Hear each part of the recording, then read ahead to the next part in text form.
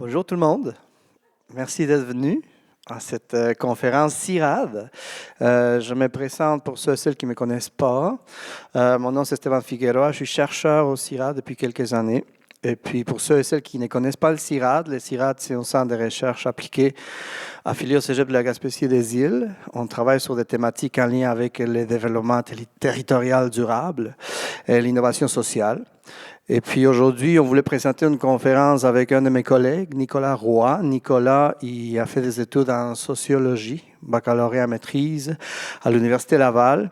Lui a étudié des thématiques en lien avec la migration des jeunes, par exemple, des choses qui sont en lien avec les milieux ruraux. Et puis, il a entamé en 2020 un doctorat.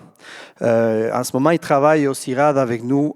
Il supporte l'équipe avec des sujets qui sont en lien avec les enjeux sociaux de la transition énergétique, la transition socio-écologique, l'adaptation au changement climatique. Donc, quand on veut avoir un regard plus sociologique des thématiques sur lesquelles on travaille, ben Nicolas, il est là pour nous. Puis aujourd'hui, on voulait présenter quelque chose qui est en lien avec la baie des Chaleurs, les mouvements là, des personnes qui déménagent, notamment dans la région. Et puis, on va essayer de faire des liens et amener une réflexion, notamment sur les impacts du changement climatique et comment la façon de migrer des gens peut être intéressante à explorer, notamment quand on parle d'aménagement de territoire. Donc, sans plus tarder, la conférence va durer environ 25-30 minutes. On va laisser une 15-20 minutes pour des questions de votre part. Ça vous va? Merci. Merci, Esteban. Juste enlever le... OK. Ça. OK. Merci, Esteban.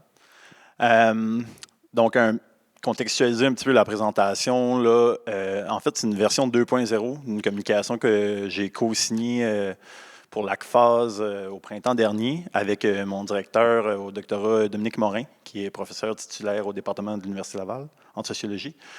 Et puis, certaines analyses qui sont présentées dans la communication, certaines cartes ont été réalisées en collaboration avec le laboratoire de cartographie de l'Université Laval, notamment avec Guy Mercier, qui est professeur titulaire au département de géographie de l'Université Laval. Donc, ce sont des personnes qui ont collaboré, puis c'est ça, je co-signe avec Dominique. Et donc, c'est une version 2.0 que j'ai adaptée là, pour la baie des Chaleurs. Donc, la thématique était plus large là, à l'ACFAS. Donc là, aujourd'hui, j'ai recentré ça avec un titre qui fait un clin d'œil à Métro, Boulot, Dodo. Ouais, c'est ça, Métro, Boulot, Dodo. Donc là, j'ai écrit Auto, Boulot, Dodo. Vous allez comprendre pourquoi, puis j'imagine que vous avez une bonne idée. Et puis, pour dire également que il y a un vocabulaire qui est utilisé dans la présentation qui est proche de la sociologie urbaine. Parce que moi, dans le fond, mon champ d'études au doctorat, ça s'inscrit en sociologie urbaine. Donc, on applique des concepts, des méthodes, donc propres à ce champ-là, mais pour l'ensemble du Québec, puis moi, je les utilise pour la baie des Chaleurs. Donc, au moment où j'avais fait la communication, c'était financé par le FRQ. Donc, voilà. Par respect, je l'ai remis, là, mais disons juste que c'est ça, mes études de doc sont sur pause pour l'instant. Donc, voilà. Donc, auto, boulot, dodo, transition résidentielle des petites localités de la baie des Chaleurs, quelle implication pour l'adaptation au changement climatique? Donc, nous, notre chantier de recherche qu'on a entamé depuis quelques années maintenant, moi, Dominique et le labo de cartographie, donc, avait comme deux objectifs, là, explorer les tendances dans le peuplement et l'urbanisation du territoire québécois à partir de la cartographie, et surtout, élaborer des nouvelles classifications pour visualiser la façon dont le territoire est habité. Je vais vous en présenter une au cours de la présentation, une de ces façons-là. Puis il ne faut pas oublier que c'est comme un in progress. Donc, c'est quelque chose qu'on essaie toujours d'améliorer. Donc, voilà. Donc, je rentre tout de suite dans certains constats initiaux qui nous ont permis d'entamer notre réflexion. Donc, on a produit une série de cartes. Là, je vous en présente une première. Dans le fond, c'est une carte qui présente la proportion de logements qui ont été construits sur une période de 20 ans, donc 2001-2021. avec les données, ça, c'est issu des données des recensements canadiens. Donc ça, c'est une des premières cartes qu'on a fait là, pour essayer de se donner une petite idée générale de ce qui se passe au Québec du point de vue de l'urbanisation. Donc il n'y a pas de fait nouveau là-dedans. Donc en fait, l'urbanisation se diffuse beaucoup autour des villes du sud du Québec. Là. Québec, Montréal, Drummondville qui est rendu une métropole pour ceux qui ne le savaient pas, officiellement rentré dans cette catégorie, Sherbrooke, etc. Donc ça nous a permis de finalement constater cela, mais aussi qu'il y avait certains, ce qu'on appelait les aires de repeuplement dans l'est du Québec dans cette période-là, donc de la construction de logements autour de Rivière-du-Loup, autour de Rimouski, quelque chose d'un peu plus concentrique, donc autour de ces deux villes-là du Bas-Saint-Laurent, mais aussi sur la pointe de la Gaspésie, à Gaspé, donc dans la très grande ville fusionnée, là, et dans la baie des Chaleurs, et juste petit détail, là, la localité dans la baie des Chaleurs qui est un peu plus foncée, là, dans le cercle, là, c'est Cascapédia, c'est ça, Cascapédia Saint-Jules. Donc, croissance de logement de 20 à 30 % sur cette période-là. Donc, c'est une longue période, puis donc, c'est pas en chiffre absolu, c'est en proportion, mais c'est pas sans lien avec le reste de la présentation, ce petit détail-là. Autre constat initial, bien là, si on prend des données un peu plus récentes, donc 2016-2021, donc on est vraiment plus dans la période qui inclut la pandémie de la COVID-19. Si on regarde la variation des ménages en proportion pour l'ensemble du Québec, bien, encore là, c'est comme des constats qui ont été faits par plusieurs. Dans le fond, ça a accentué la pandémie, la croissance des ménages hors des villes, puis de façon un peu plus éclatée, si on peut dire, dans l'espace.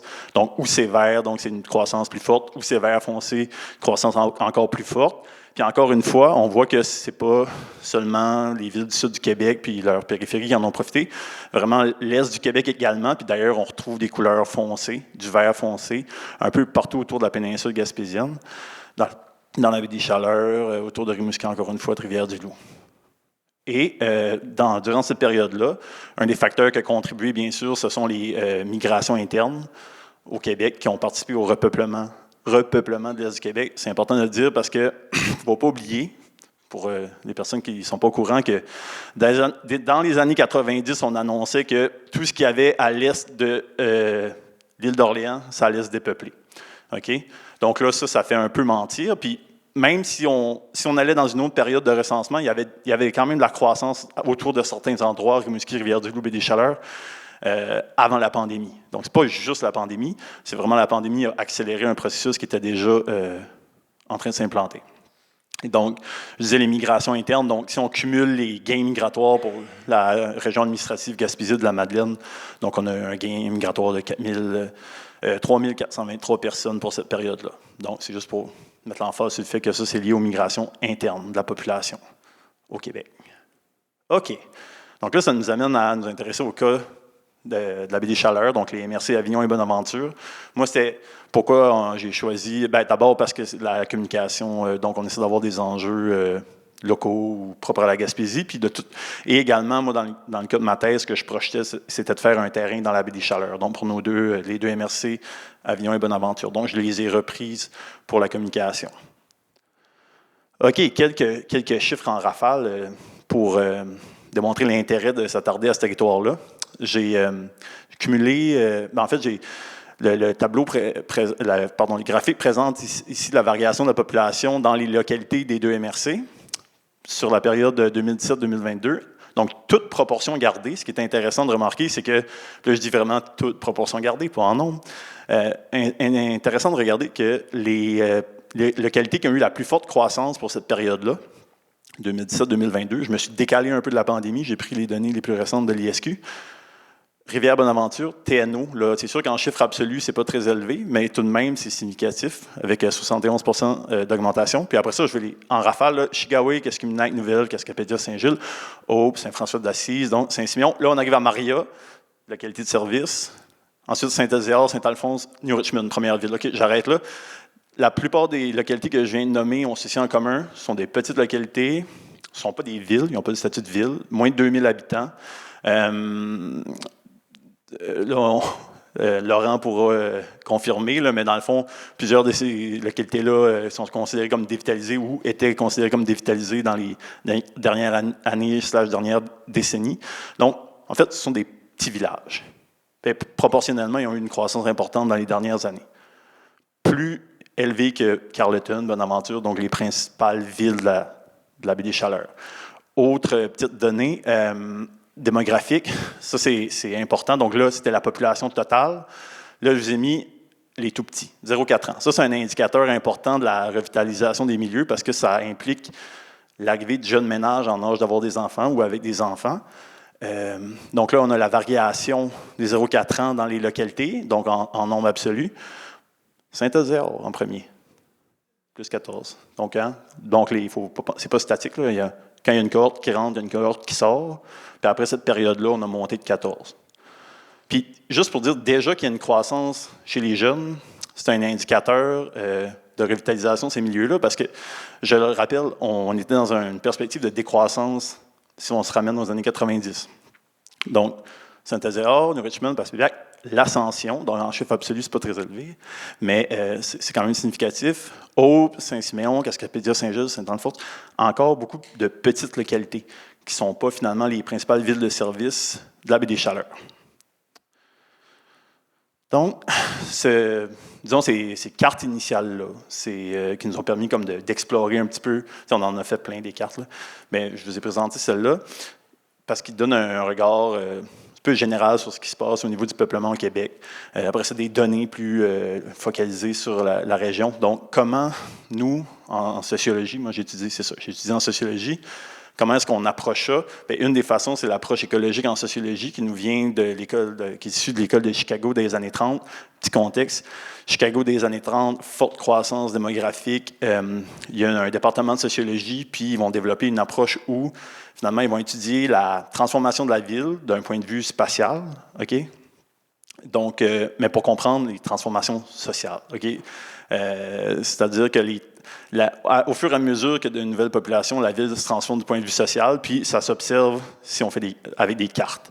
Donc, finalement, la philosophie de cette approche-là, c'est prêter attention à la position des personnes dans l'espace et à leur mobilité. Donc, position, mobilité. Qui sont-elles? Où sont-elles? Où vont-elles? Comment y vont-elles? Puis donc, on comprend que ça s'applique bien à une approche cartographique. Donc, nous, c'est ce qu'on a fait. C'est ce qui a nourri finalement notre méthodologie, là, la façon dont on voulait aborder le problème. Donc, ce qu'on a fait, c'est qu'on a essayé différentes classifications, puis on en a retenu une qui, jusqu'ici, nous semble intéressante. Donc, on a classifié les localités, donc au niveau des SDR, là, les localités, selon 4 variables du recensement du Canada. On a regardé les recensements de 2006 à 2021. On voulait utiliser 2001 au départ, mais les fusions municipales, finalement, rendaient la tâche un petit peu complexe, fait qu'on a ramené ça à 2006. Donc, 4 variables qu'on retient. Le lieu de résidence déclaré par la population active, le lieu de travail déclaré par la population active, le volume de navettage pour le travail sortant de la localité, qui s'exprime en pourcentage, là, et le volume de navettage pour le travail entrant dans la localité. Donc, avec ces 4 indicateurs-là, on a créé la classification suivante. OK. Là, je vais prendre un petit moment pour vous expliquer ça. En gros, ça nous a permis de construire 2 grandes catégories, les localités de travail et les localités plutôt résidentielles. Donc, je dis plutôt parce que notre seuil, dans le fond, pour dire est-ce qu'on est dans un ou dans l'autre, c'est les déclarations donc, de la population active, lieu de travail, lieu de résidence, et avec un seuil de 50 plus 1. Donc, s'il y a 50 plus 1 de la population active qui déclare comme lieu de résidence. Non, pardon. Je me reprends, OK? Je recommence.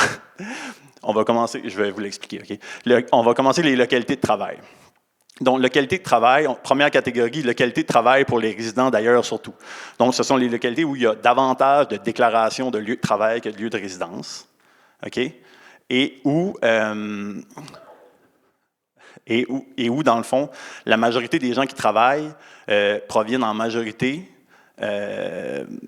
d'autres localités. Okay? Donc, par exemple, dans la classification qu'on a faite pour 2021, ça correspond à la localité de Maria. Ensuite, deuxième catégorie, localité de travail pour les résidents surtout, c'est-à-dire les résidents locaux. Donc, c'est des localités où il y a plus de déclarations de lieu de travail que de lieu de résidence. Mais finalement, c'est majoritairement les gens qui habitent sur place qui travaillent sur place. Par exemple, Carleton. Donc ça correspond bien aux villes. Okay? Ensuite, dans la deuxième grande catégorie, localité résidentielle, on a les localités résidentielles de navettage concentrique, c'est-à-dire, bon, quand on prenait le pattern, plus de déclarations de lieu de résidence que de lieu de travail. Mais ici, les gens vont davantage, les gens qui travaillent vont sortir en majorité de la localité pour aller travailler et vont majoritairement, ces gens-là, aller dans une autre localité.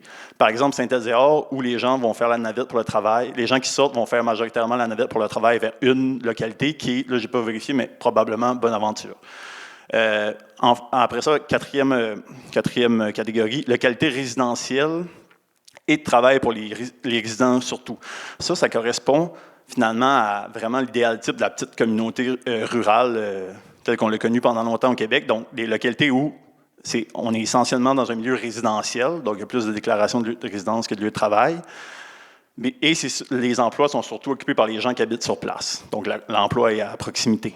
Là, par exemple, en 2021, ça correspond à Saint-Alexis de Matapédia. Et finalement, puis c'est surtout cette catégorie-là qui m'intéresse, notamment pour la présentation, localité résidentielle, c'est-à-dire les localités, il y a plus de déclarations de résidence que de lieu de travail, donc, et où les gens, navettage diffus, c'est-à-dire où les gens vont sortir de la localité en majorité pour le travail, mais ne vont pas converger vers une localité, mais vers plein de localités. Donc, il n'y a pas une localité qui va capter le flux de navetteurs, c'est plutôt plein de localités qui vont le capter. Et ça, je vends le punch, mais c'est comme en train de devenir le modèle dominant en nombre là, de localités au Québec.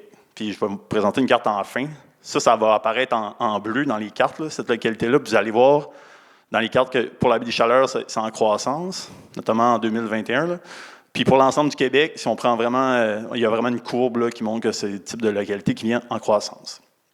Et l'exemple, c'est Cascapédia Saint-Jules. Et les petites localités en croissance démographique dont j'ai parlé avant, où il y avait par exemple des jeunes, où la population augmentait, ils entrent aussi dans cette catégorie-là. Donc on prend cette classification-là, on la met sur la carte.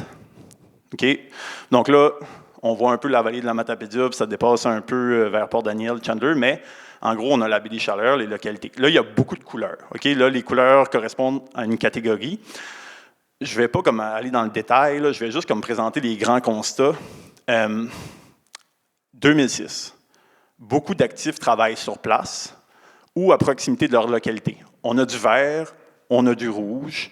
Ça, ce sont les localités où les gens travaillent plutôt sur place. On a du jaune un peu. Ça, ce sont les localités où les gens font du navettage vers une autre localité en majorité, concentrique, on avait dit. Il y a Maria qui est déjà en mauve. Il y a Saint-Ézéard qui est Saint-Ézéard en rouge.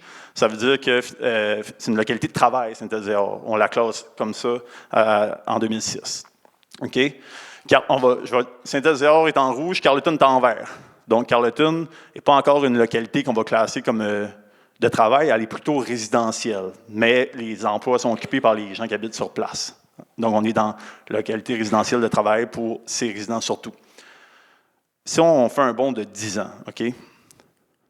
2016, il y a l'amorce de quelque chose. L'emploi semble se concentrer dans les villes et quelques villages entrent dans la catégorie résidentielle. Carleton est passé de vert à rouge. Ça veut dire que Carleton est passé de la catégorie localité plutôt résidentielle à localité plutôt d'emploi. Également, Saint-Ézéard, qui était c'est l'inverse. Elle était en rouge. Là, elle va... c'est-à-dire c'est une localité plutôt de travail, elle devient une localité plutôt résidentielle. Ça ne bouge pas tant que ça, sinon, dans cette période de temps-là, il y a Chigaoué qui devient une localité résidentielle qui ne l'était pas. Bien, il n'y avait pas de données, en fait, en 2006, donc là, c'est normal, elle apparaît sous cette forme-là, qui est tout là-bas. Et puis, il y a aussi Saint-Alexis, qui devient une localité résidentielle, puis qui était déjà une localité résidentielle, mais où les gens travaillaient sur place. Là, maintenant, ils font plutôt du navettage. Et là, je vous amène à 2021, puis c'est là que je vous demande de remarquer le bleu. Là, le bleu, c'est les localités essentiellement majoritairement résidentiel, OK? Et où les gens font le navettage, qu'on a dit, plutôt diffus dans l'espace. Et là, ce qu'on voit, c'est qu'il y a beaucoup de localités qui entrent dans cette catégorie-là. Puis, par rapport à 2006, également, l'espace est plus tranché au couteau. C'est-à-dire qu'on a moins de jeux de couleurs différents. Donc, la moitié des localités, là, j'ai calculé, puis c'est comme 12 là, ou 13, en tout cas vraiment près de 50%, vont se classer comme résidentiels de navettage diffus, donc entrent dans cette catégorie-là. Et l'emploi se concentre dans les petites villes. Donc, Carleton, Maria qui est en mauve, donc localité de travail, mais pour les gens de majoritairement de l'extérieur, donc 50% plus 1. New Richmond. Donc, les villes se classent comme localité d'emploi, Bonaventure, New Carlisle, Passepébiac. Et les petits villages se classent comme localité résidentielle. Donc, tout ce qui est bleu, c'est localité résidentielle. Donc, vous voyez, là, c'est plutôt les petits villages, Nouvelle, Escuminac. Là, je les nomme, tout le monde ne les connaît pas sur la carte, là. Et puis, par exemple, Saint-Elzéar, ça reste résidentiel, mais les gens convergent vers Bonaventure. Donc, le jaune a presque disparu, le vert a presque totalement disparu. Puis, finalement, les localités d'emploi puis le bleu prennent le dessus sur la carte. Donc, on a vraiment comme l'espace semble de plus en plus, l'organisation du territoire semble de plus en plus comme tranchée au couteau. C'est pas le cas, là, il y a de la nuance, il y a beaucoup de nuances à apporter, mais donc c'est une tendance qui s'observe. Puis, comme je vous l'ai dit tantôt, je vais vous montrer la carte de l'ensemble du Québec à la fin, puis vous allez voir, le bleu prédomine. Donc, pour les cartes, c'est ce que je voulais vous montrer. Donc, là, je vais parler d'un exemple. OK? Escuminac, moi j'habite à Escuminac. J'ai grandi là. Petite localité, 581 habitants en 2021 selon le recensement du Canada. Croissance démographique de 7,2 % sur la période qui inclut le recensement. 80 % des gens actifs sur le marché du travail qui habitent à Escuminac travaillent en dehors d'Escuminac et vont converger vers, là, j'ai pas mis les données, mais Campbellton, Carleton, Maria, jusqu'à Bonaventure. Donc, c'est vraiment un exemple type de localité résidentielle de navettage diffus. Là, je vous avais dit, hein, c'est en processus, le nom n'est pas super, mais il y aurait des idées. On pourrait faire un concours, là. Mais, donc, voilà, ça, c'est un exemple de localité qui entre dans cette catégorie-là. OK, puis là, on peut se demander, bon, OK, donc là, on a dit, il y a une croissance démographique, plus d'enfants, plus de ménages qui vont s'installer dans les localités, les plus petites localités de la baie des Chaleurs. Donc, pourquoi, finalement, des ménages prennent la décision d'aller vivre dans ces localités-là et faire la navette matin et soir? Ben, c'est ce dont on parle de ça, navettage. Ben, si on regarde dans la littérature, je ne vais pas comme identifier une cause, mais il y a plein de facteurs, là. Mais si on regarde dans la littérature, ce qui va ressortir,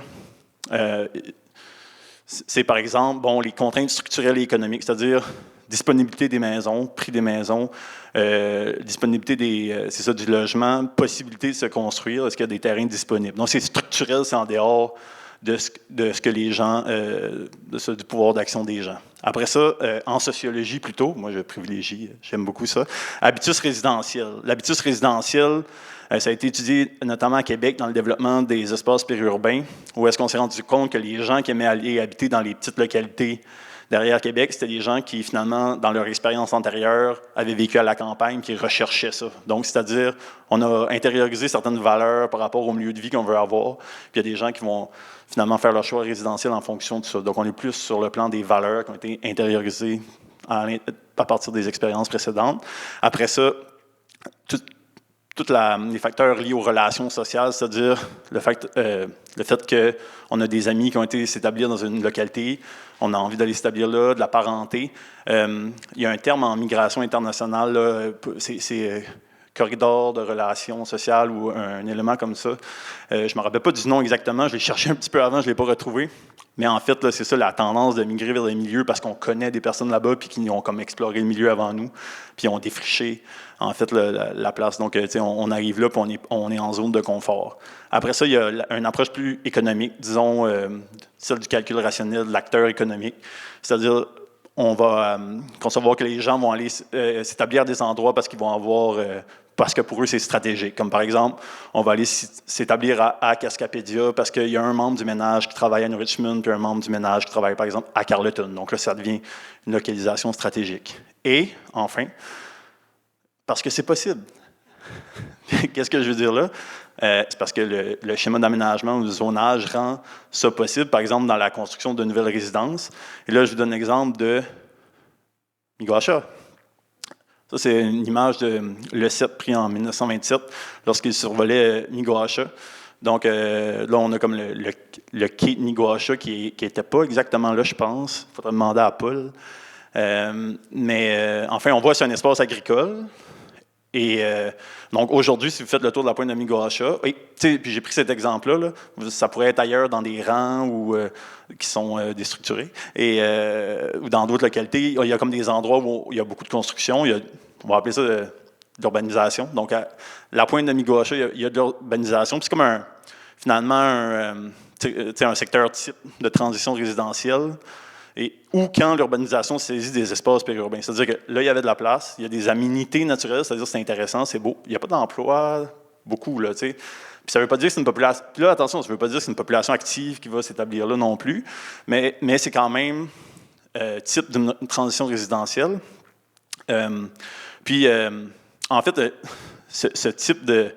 C'est intéressant avec cette photo-là parce qu'on voit des espaces agricoles. Donc là, la campagne, habituellement, dans les représentations, on va associer ça plutôt à l'extractivisme. C'est-à-dire, les localités rurales vont finalement se développer sur un mode extractiviste. Donc l'agriculture, on va produire des choses. Dans l'agriculture, les pêches, la foresterie, etc. Donc ça, c'était le cas à l'époque. Après ça, si on fait un petit peu d'histoire, il y a eu une période où ça allait moins bien. Donc, dévitalisation, recul de l'agriculture à partir des années 50, 60, 70. Donc, tous ces espaces de champs-là ont à peu près disparu aujourd'hui. Et le paradoxe, c'est qu'on redéfriche aujourd'hui des anciens champs pour aller se bâtir. Je trouvais ça quand même cocasse comme paradoxe. Et donc, voilà. Et donc, on est en zonage périurbain aujourd'hui, dans la pointe de Miguacha. Merci à la MRC d'Avignon de m'avoir donné le droit d'utiliser cette carte.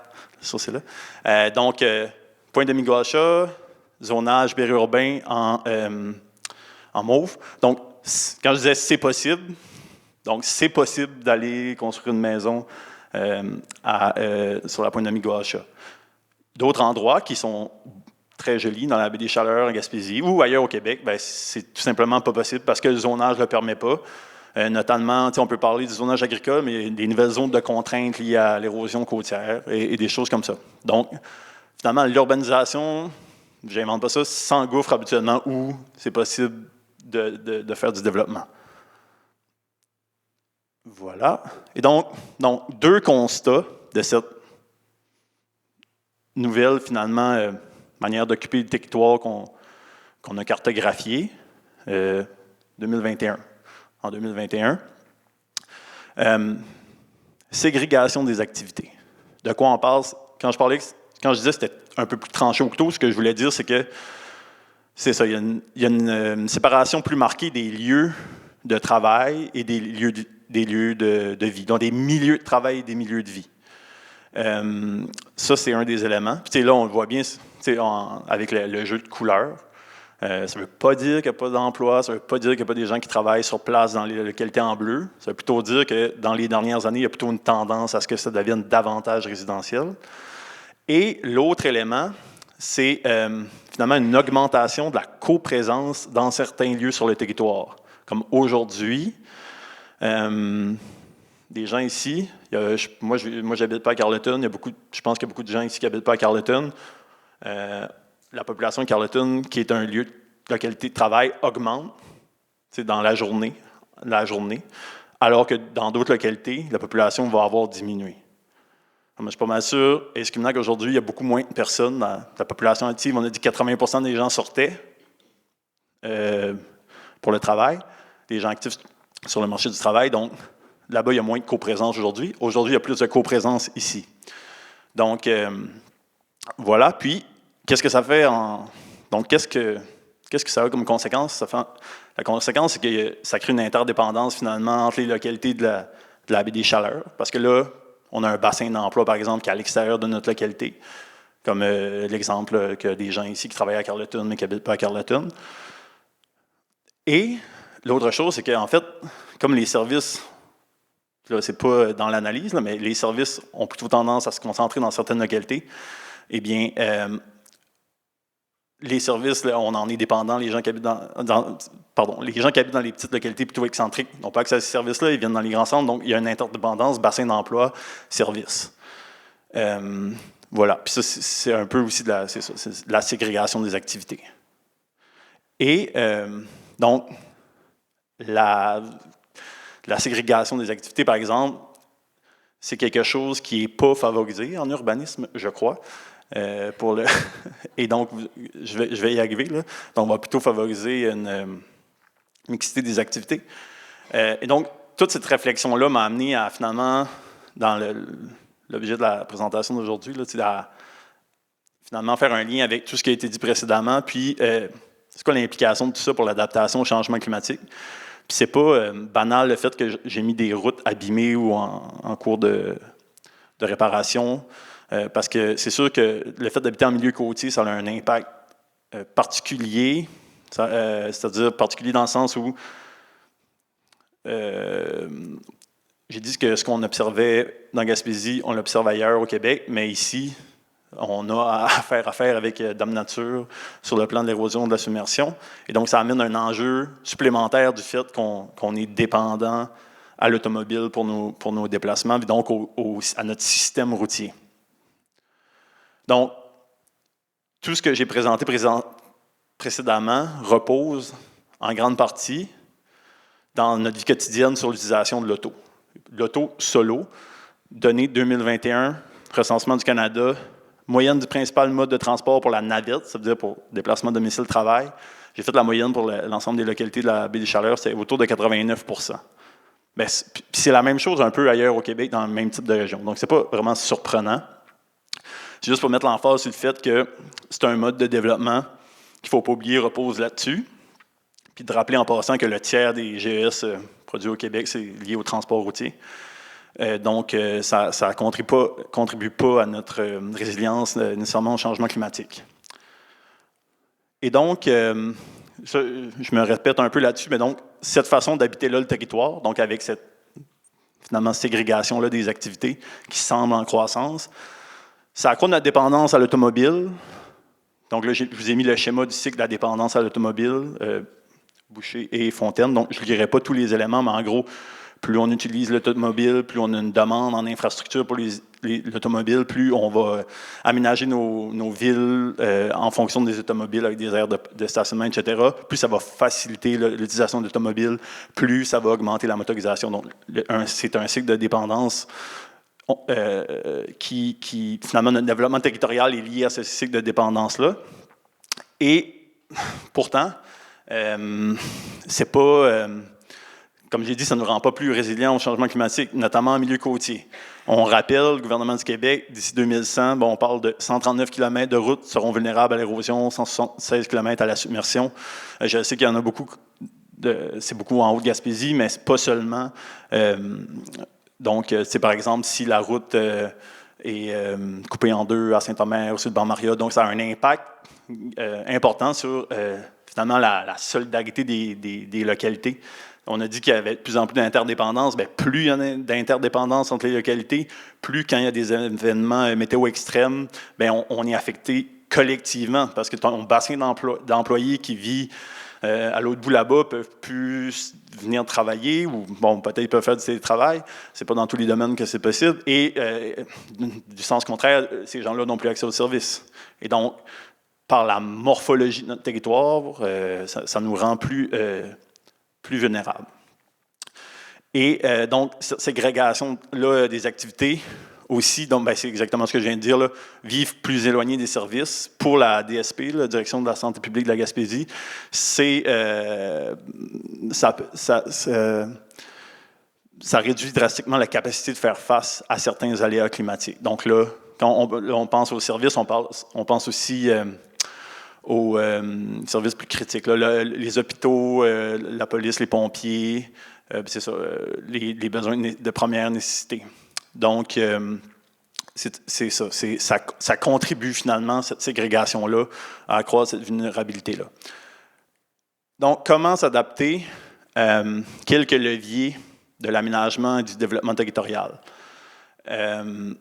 Donc, être plus résilient en. Puis là, moi, je n'ai pas étudié en aménagement du territoire, je n'ai pas étudié en urbanisme. J'ai introduit des éléments plutôt liés à mon emploi au CIRAD, dont des choses sur lesquelles on a travaillé.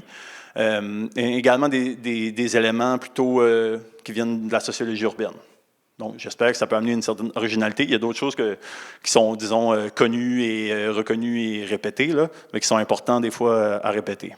Donc, premièrement, en prenant acte des particularités du territoire. Donc, quand je parle de la particularité morphologique, donc la forme du territoire, on est en milieu côtier. Donc, ça veut dire que les politiques d'aménagement, les schémas d'aménagement, la façon dont on prévoit finalement de se développer doit prendre en compte cet élément-là, notamment dans un contexte de changement climatique. Ensuite, ça j'aime bien celui-là, en concevant le territoire d'aménagement à l'échelle de la mobilité quotidienne des personnes. C'est-à-dire que nos politiques d'aménagement suivent souvent des limites administratives, c'est-à-dire à l'échelle des MRC, à l'échelle des localités, où on va prendre des décisions à l'échelle municipale, mais les gens au quotidien ne s'arrêtent pas à ces limites-là. Donc, ils vivent au quotidien dans des espaces plus vastes, parfois qu'on appelle des bassins de vie. Ça peut être espace écologique, c'est pas au sens science naturelle du terme, c'est au sens sociologique du terme, donc un espace où les gens cohabitent ensemble dans l'environnement. On pourrait même parler d'espace métropolitain, c'est-à-dire espace métropolitain dans le sens une communauté métropolitaine, une communauté de personnes qui se déplacent sur le territoire et qui finalement deviennent interdépendantes sans le savoir. C'est le propre des communautés métropolitaines. Les gens forment une collectivité, mais ils ne savent pas jusqu'à temps qu'on dise que les gens recherchent le monde puis qu'ils disent « Ouais, on pourrait peut-être créer quelque chose pour gérer le développement de tout ça comme du transport en commun structurant. » Ensuite, en favorisant la mixité des activités, donc à l'échelle horizontale, c'est-à-dire à l'échelle des villages, des rues. Donc, ça, c'est plus propre aux petites villes, c'est-à-dire avoir des commerces, du résidentiel, des parcs, etc. Donc, pouvoir vivre au quotidien à une échelle plus restreinte, verticale aussi, c'est-à-dire à l'intérieur même des bâtiments. Donc, dans un bâtiment, avoir différentes fonctions. Toujours dans l'idée de restreindre, de limiter les déplacements quotidiens, que les gens ne soient pas obligés de se déplacer loin pour avoir accès aux services. Puis, dans les villes, mais pas seulement. C'est-à-dire, on ne peut pas faire l'histoire à rebours, puis penser qu'il n'y a plus personne va aller s'établir ailleurs que dans les petites villes. Puis là, on a vu, il y a différentes contraintes de tout ça. Puis c'est donc d'aussi favoriser la mixité des activités dans des petites localités comme, qu'est-ce que ça peut dire, Saint-Jules, comme Saint-Alphonse, Saint-Ézéard. Appuyer les démarches d'autonomie des communautés. Donc, pour être plus résilient, par exemple, il y a des initiatives vraiment intéressantes. Nourrir notre monde, les caveaux communautaires. Mange ton Saint-Laurent, sur lequel travaille le CIRAD, Esteban, qui est ici, travaille sur ce projet-là. Donc, ces démarches-là d'autonomie. Ou encore, en appuyant des innovations qui favorisent la résilience des communautés, par exemple, des kiosques libre-service. Moi, je trouve ça fantastique. C'est tellement simple, puis c'est tellement une façon... à la fois, c'est simple et c'est original d'obtenir des services dans les petites collectivités dans Ville-Chaleur, mais aussi dans le reste de la Gaspésie, et tout ce qui relève de l'économie circulaire, donc d'avoir des réseaux courts. Donc, ensuite, deuxième levier de la mobilité durable. Donc là, on a compris là, que l'automobile a une place prépondérante dans la façon qu'on a d'occuper le territoire. Donc là, briser le cycle de dépendance à l'automobile. Là, je rentre dans un champ où il y a des milliers d'études. Tu sais, là, en une diapo, comme j'ai mis les grandes lignes, là, mais je pense qu'il y a des gens ici qui connaissent les façons de briser ce cycle de dépendance à l'automobile-là. Donc, bonifier et diversifier l'offre de transport en commun. Donc, on a la chance d'avoir le régime. Ce qui est important, il me semble, là, si je veux faire un topo de la littérature, c'est flexibilité, rapidité. C'est-à-dire qu'on a organisé nos vies de façon plutôt flexible parce qu'on a accès à l'automobile. Et donc, le transport en commun doit d'une certaine façon refléter ça initialement pour aller chercher les gens, puis la rapidité. Un bon exemple, c'est, vous pouvez prendre le régime, c'est super, pour venir travailler. Mais aussitôt que vous avez des enfants, vous devez aller à la garderie, ça devient vraiment compliqué. Voilà, si vous avez une place en garderie. Ensuite, transformer nos façons d'utiliser l'automobile. C'est-à-dire l'automobile, dans les régions comme la Gaspésie, n'est pas appelée à disparaître dans une période de temps, disons, moyenne. Donc, autoportage, location, covoiturage, il y a plein d'initiatives de tout ça dans la baie des Chaleurs, puis au Québec, puis déjà que ça existe, c'est un pas dans la bonne direction. Et enfin, j'ai écrit saisir les opportunités morphologiques liées à la forme du territoire, donc un peuplement linéaire qui favorise le développement d'un réseau structurant de transport en commun. C'est-à-dire que finalement, on a une chance, une malchance du fait que notre peuplement est tout le long de la 132. Ça favorise l'étalement du peuplement, l'éparpillement du peuplement. Mais d'un autre côté, c'est un réseau, c'est un système de déplacement auquel une grande majorité de la population a accès rapidement. Si on devait faire comme la proportion de gens qui habitent près de la 132 en Gaspésie, puis dans Baie-des-Chaleurs, c'est très élevé. C'est sûr que les plateaux, Saint-Désert, Saint-Alphonse, c'est moins près. Donc, faire de ça un avantage, c'est-à-dire que si on augmente notre offre de transport sur cet axe-là, les gens y ont quand même accès. C'est la motilité, la capacité d'accès des gens au transport, c'est un élément important pour la mobilité durable. Et puis, si on veut être, je ne veux pas dire utopique, là, mais dans le fond, on a la route, puis on a la chance aussi d'avoir un réseau ferroviaire qui traverse une grande partie des localités de la baie des Chaleurs. Donc, pour une baie des Chaleurs de demain, pourquoi pas penser à du transport durable par train? T'sais? Puis l'idée, c'est quand on parle d'ajouter, diversifier l'offre, ça pourrait en faire partie. Puis il y a plein d'autres initiatives super intéressantes qui peuvent aussi être réalisées. Donc, en conclusion, donc, est-ce que tout ce que je vous ai présenté va tomber caduc en 2026 avec le recensement du Canada, qui va venir contredire tout ce que j'ai dit? Bien, ça reste à vérifier. Moi, mon hypothèse, c'est que non, parce que je parcours beaucoup la baie des Chaleurs, puis dans le fond, je pense que quand on regarde la tendance à l'échelle du Québec, je pense qu'il y a quelque chose qui semble se renforcer, mais c'est à vérifier. Donc, même pas en 2026, plutôt en 2027, parce qu'ils vont publier les données plutôt en 2027. Donc, refaire les cartes. Aussi, étendre l'analyse aux déplacements autres que les déplacements domicile-travail. Ça demande une enquête de terrain. C'est ce que je voulais faire dans ma thèse. Peut-être y aura-t-il une suite à cela. Donc, mesurer ce qui n'est pas mesuré, c'est-à-dire les déplacements pour la consommation et les biens et services, déplacements pour les loisirs, donc vacances, randonnées, sociabilité. Oui, c'est ça, désolé. Déplacements pour les sociabilités, famille, amis, etc. Donc, les autres déplacements que les gens font, parce qu'il y a des exemples d'études là, en Europe puis au Québec sur ces types de déplacements-là qui sont à considérer. Puis aussi, c'est pas juste étudier la population active, mais les retraités, les jeunes, les touristes. Parce que si tu as des centaines de milliers de personnes qui passent sur ton territoire par année comme touristes, c'est une population fantôme, c'est-à-dire qu'elle n'apparaît pas nulle part à part dans les registres d'hôtels. Ben, sont là, ils utilisent les services, ils utilisent le système routier. Donc là, c'est à inclure dans l'analyse. Puis enfin, dernière diapo, j'ai un cas pour explorer un phénomène qui s'observe à l'ensemble du Québec. On voit la baie des Chaleurs là-bas, donc je vous ai dit en bleu. Donc en bleu, ce sont les localités où les gens, c'est ça, localités résidentielles où les gens habitent et ne travaillent pas. Et qui vont navetter en majorité vers de façon dispersée. Donc on voit que c'est quand on sort des villes, qui sont plutôt en rouge, donc on voit que ce sont des lieux d'emploi.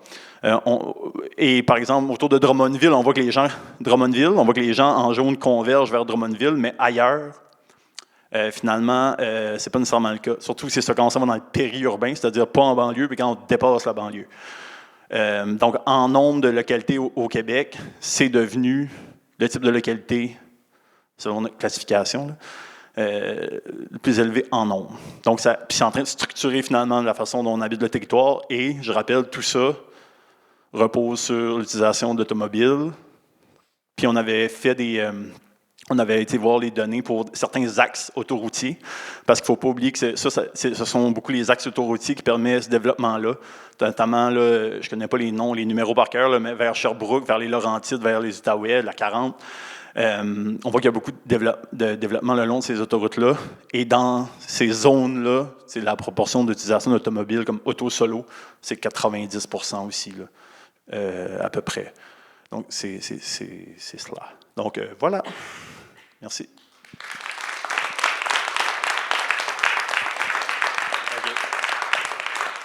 Est-ce que vous avez des questions, interventions, commentaires, insultes? Oui, Samuel.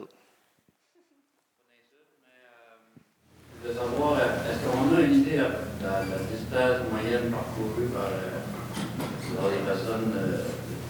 C'est une donnée qui existe. Je l'ai pas.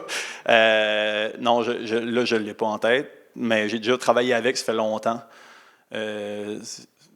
On pourra s'en reparler. Mais oui, c'est possible, dans le fond, mais de mémoire, par contre, je ne sais pas si c'est une fourchette. Je ne sais pas si quelqu'un pourra me... Je pense, oui, c'est une fourchette. Hein? En fait, c'est la proportion des personnes qui sortent de chez eux par 15 minutes. Fait que c'est ceux qui font moins de 15 minutes, 15 à 30, 30 à 45, puis 1 heure de plus. Avec une approximation de temps. Oui. Plus que le kilomètrage, parce qu'on voit ça, nous autres aussi, c'est ma prochaine question, parce que c'est à Gaspésie versus à la ville, c'est le même phénomène, mais tu vas faire 20 minutes ici, tu vas faire une beaucoup plus grande distance que si tu es à Québec-Montréal, tu vas rester plus longtemps, tu vas rester le même temps dans le trafic, mais ça va pas des choses à faire en considération, mettons, dans le Oui, le temps de navettage ou la distance, mais je pense que je l'ai vu en kilomètres, je pense que ça a été retiré de, je pense, 2011, en tout cas. OK.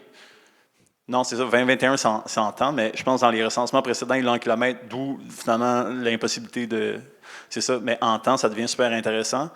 Notamment, si on parle de ménages qui viennent de région métropolitaine, puis c'est une grande partie. Là, dans l'immigration interrégionale, on sait la région de provenance, puis comme le gros bassin de migration pour la Gaspésie, c'est la grande région métropolitaine de Montréal. C'est normal parce qu'il y a beaucoup de personnes là, mais ça a tout le temps été comme le couloir migratoire que nourrit la Gaspésie, Montréal, Naudière, Montérégie, etc. Puis on peut penser que les gens sont habitués de faire de longs navetages, certaines personnes, puis que ça favorise finalement l'étalement dans des chaleurs, là, ou l'éparpillement résidentiel. Mais c'est super intéressant et on pourrait l'intégrer, cette donnée-là, ailleurs. Là. Mais souvent, ce qui est difficile, c'est de avoir la donnée pour la baie des Chaleurs, où ça va exister comme pour la région administrative. Ou...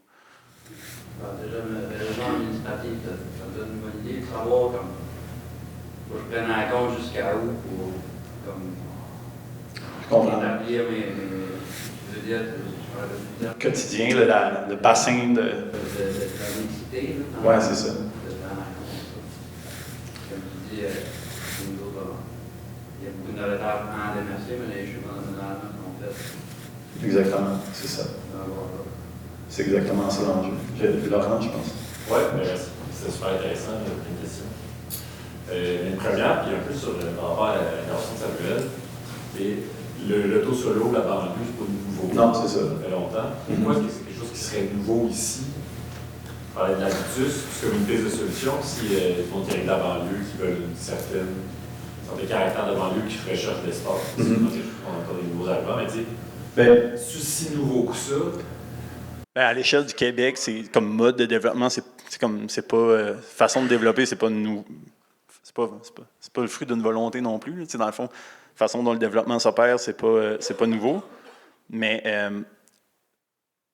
il y a un changement parce que dans le fond, on l'observe quand on classe les localités. Moi, mon hypothèse, c'est avec il y a une transition démographique qui s'opère aussi en Gaspésie. Là. Ce renouvellement, il y a un renouvellement de population, pas juste des gens de l'extérieur, des nouvelles générations. Puis aussi, c'est lié aussi au développement économique, dans le fond, de nouveaux types d'emplois. La transformation du monde du travail, en gros, de nouveaux types d'emplois, nouvelles filières. Ça apporte des gens, ça apporte des emplois qui, je pense, qui sont mobiles. Ils ne sont pas mobiles parce qu'ils sont en Gaspésie, ils sont mobiles parce qu'on est dans une société de l'hypermobilité. Donc, c'est pas propre à la Gaspésie, mais c'est un changement. Puis je pense que le changement il est un peu en décalage ici par rapport au reste du Québec, du fait de l'histoire et de la démographie. Que ce changement-là ne s'opère pas au même rythme qu'ailleurs. Mais on suit les mêmes tendances. Donc, c'est pas original, mais il y a quand même quelque chose qui est en train de switcher. Je crée beaucoup d'habitudes. C'est ça, on dirait que ça a l'air d'être ça. Ça a l'air d'être comme vraiment un changement de mentalité. Oui, ben c'est ça, la notion. C'est ça, la notion d'habitus, comment les mobiliser là. Dans le fond, ça permet d'expliquer. C'est ça, c'est comment la trajectoire résidentielle des gens influence ce qu'ils vont valoriser comme étant un bon milieu de vie. Puis c'est comme un bassin de population au Québec qui est important, qui partage un certain habitus de on aime la campagne parce qu'on a grandi en campagne, puis que maintenant, la campagne où on a grandi est devenue une banlieue. Ça, c'est comme tiré d'études qualitatives là, autour de la région de Québec.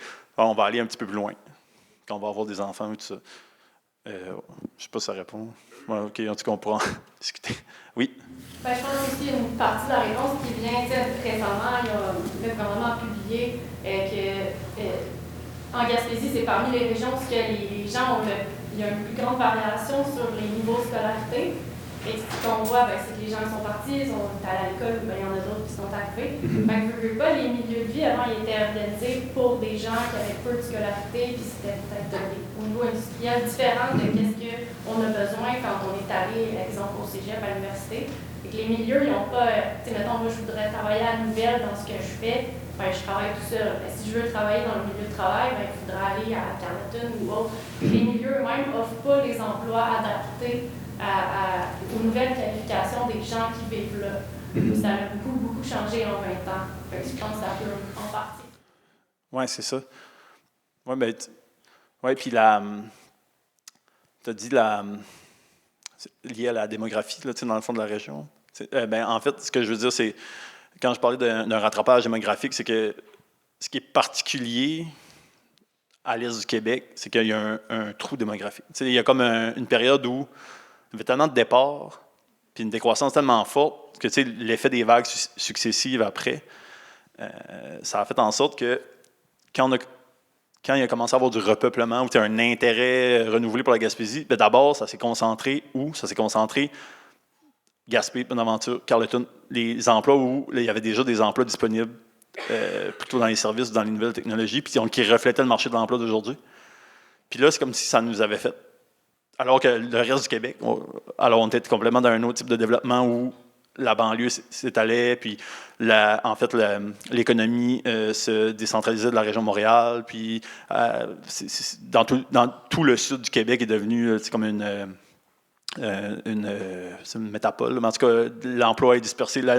C'est le croissant manufacturier. Là, donc, l'emploi manufacturier s'est déplacé dans tout le sud du Québec. Puis, pendant ce temps-là, nous, on était dans un autre pattern de développement, c'est comme hypothèse, mais relevé de la littérature. Là. Puis, ça fait en sorte que là, on arrive à un moment où il y a un engouement, mais là, comme vous dites, dans le fond, la structure d'emploi ne reflète pas vraiment la demande sociale pour l'emploi, notamment dans les jeunes générations. C'est sûr, ça conduit vers certaines localités ou vers d'autres, mais on est comme en phase un peu de rattrapage sur ce plan-là. Puis, ce qu'on observe, c'est un peu lié à ça, un peu lié à d'autres choses. Il ne faut pas non plus sous-estimer, comme beaucoup de personnes qui partent à la retraite au Québec en ce moment, puis qui, par exemple, ont grandi en Gaspésie. Là, l'habitus résidentiel refait surface part. C'est à toutes les étapes de la vie. Là. Fait que là, dans le fond, retrouver un milieu de vie qu'on valorisait et qu'on n'a pas eu pendant notre carrière, ou même on habite ici, mais on a grandi dans un rang puis on veut retrouver ça. Fait qu'il y a aussi ça. Ça, c'est vraiment un gros bassin de population. Donc, ça a un effet structurel super important sur ce qui se passe au Québec. Puis d'ailleurs, on le remarquait beaucoup dans les cantons de l'Est. Oui, c'est ça, dans les coins de Bromont, tout ça. On voit là, de Montréal, là, on voit que les gens les plus âgés ont tendance à les établir juste en périphérie de Montréal, donc proche des services, puis début soixantaine. Donc, on voit que là, c'est un peu plus loin vers Sherbrooke. Donc, là, tout ce qui est de la villégiature. Donc, puis c'est vraiment là-bas, je ne suis pas allé récemment, mais il semble que le niveau de développement, l'urbanisation est quand même en effervescence. Oui, c'est intéressant. Tu parlais des personnes âgées, je pense qu'ils ne sont pas compétitifs dans ça. Oui, bien, je finis ça en disant qu'il fallait les. Oui, c'est ça. Non, mais je pense que ça va être vraiment chouette si ça peut. Il y a toute la question des lieux d'emploi qui ont des gros générateurs de déplacement. C'est peut-être plus qualitatif. Mais on voyait par exemple à Saint-François, j'étais étonné de voir par exemple que Saint-François était comme dans la 5e catégorie. Oui, c'est ça. Il y a une école, ça attire beaucoup de monde.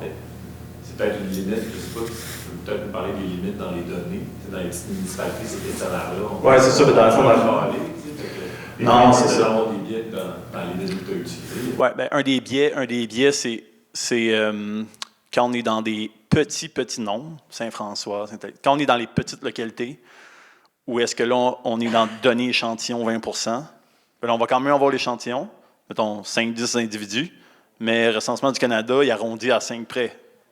Fait que là, ton 20 devient un 30 si tu mets en pourcentage. C'est pour ça que quand c'est des petits chiffres, moi, j'essaie de les mettre en nombre. Puis quand là, on est dans des volumes plus importants, j'ose les mettre en pourcentage. Mais c'est vrai qu'à des endroits, dans la carte, ça peut avoir fait pencher d'un côté ou de l'autre.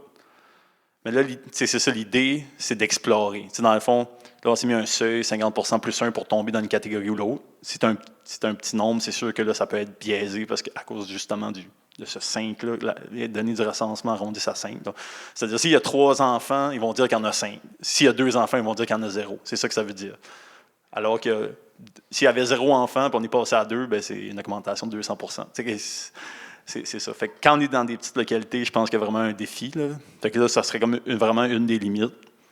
Il y avait des non-réponses. Il y a des localités aussi où on n'a pas de données pour certaines années. J'ai aussi j'ai pas mis le recensement de 2011 parce qu'il y a beaucoup de non. Ben, il manque des données. Puis d'ailleurs, on espère que pour le recensement de 2026, ça ne sera pas le cas, qu'il n'y aura pas de coupe.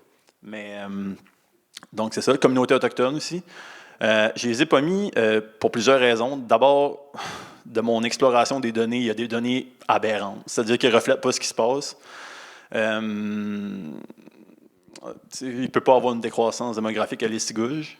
Je ne crois pas ça. Puis le taux de non-réponse était, je pense, assez élevé.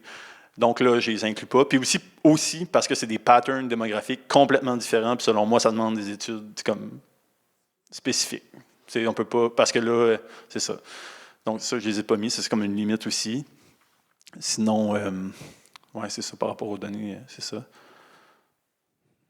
Si vous avez d'autres questions. Ouais, on va avoir fini Esteban Nati. Ben merci. Ouais. Ben. Ouais. 2021, je ne sais pas s'il y avait des questions sur le télétravail pour être capable de voir en 26, parce que le télétravail peut avoir aussi un effet sur cette mobilité nécessaire pour le travail ou pas, là, enfin... Oui, mais il n'y a pas de... à domicile, oui, c'est ça. Il n'y a pas l'option... Mais on avait travaillé ces données-là, mais pas pour la Gaspésie. Il y avait clairement une...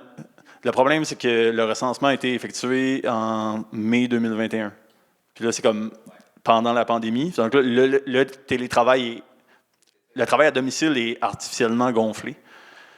Ben non, mais on peut avoir comme les données des années précédentes. Puis ça faisait juste comme exploser les chiffres. Donc, il va falloir attendre 2026 sur cette question-là. On peut penser. Parce que là, je pense qu'il y en a des enquêtes qui se font sur le télétravail. Moi, je n'ai pas consulté des données. Je sais qu'il y a des enquêtes. Ça fait plusieurs fois que j'ai cette discussion-là. Là.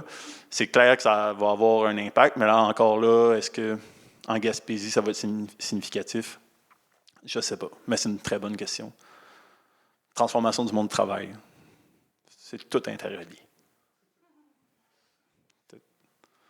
Esteban, merci.